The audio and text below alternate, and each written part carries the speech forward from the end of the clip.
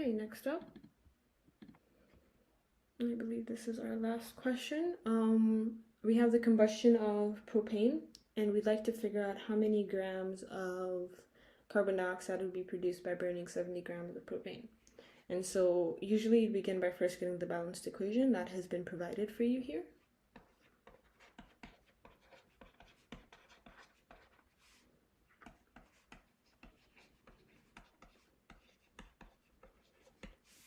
Okay, and then now what we're going to do is we're going to use the molar ratios that we have dictated by this balanced reaction in order to determine that if we have like 1 mole of our propane, it should produce 3 moles of carbon dioxide. And then now using that relation between the two, we're going to convert them from moles back to grams so we can figure out how many grams of carbon dioxide are made by this burning process. And so we have 70 grams of propane and we need to figure out its MR. So the MR should be 3 by 12.01, I believe.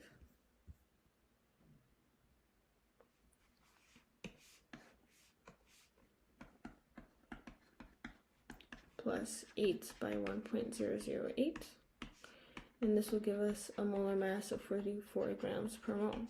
And so if we have 70 grams, then if we divide it by the molar mass, due to unit consistency, we will get 1.6 moles.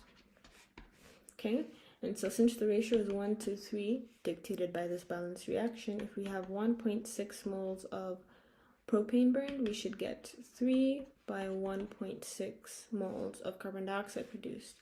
And so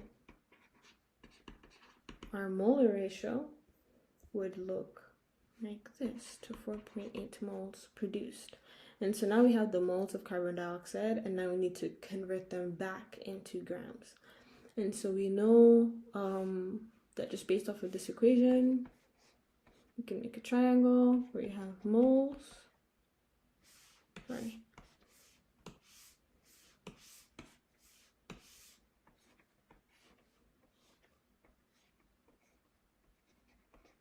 Mole is equal to mass over MR.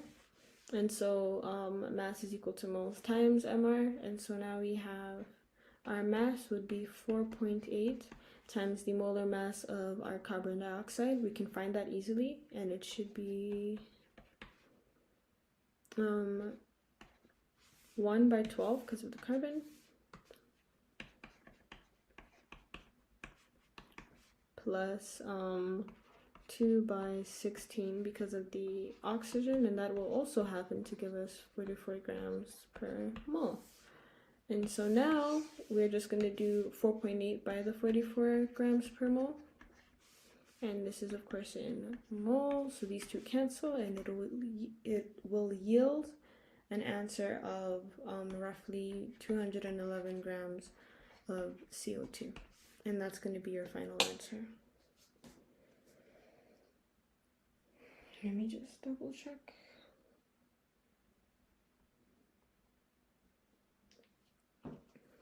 There is a tiny shortcut to this specific question, and it hinges on the fact that they have the same molar mass to two significant figures, no decimal places. And so technically, because we're converting, what all of this is basically converting the ratio from the form of you're comparing moles to the form of you're comparing masses. But if we have the same molar masses, that means that the masses would technically be the same as the ratio to masses would technically be the same as the ratio to moles. And so if you simply multiply 3 by the 70 grams that you have, you'd get 210 grams of CO2. The reason why it's 211 as the final answer is due to the rounding of the molar masses that we have, and the fact that we just use two significant figures to say that they're equal, even though to a higher degree they aren't.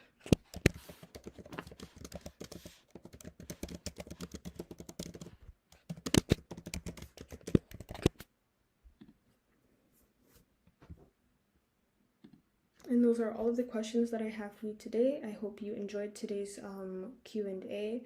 If you would like to post questions of your own, be sure to check out the links in the description. If you would like to be alerted when we post more videos on the channel, hit the subscribe button and the bell next to it.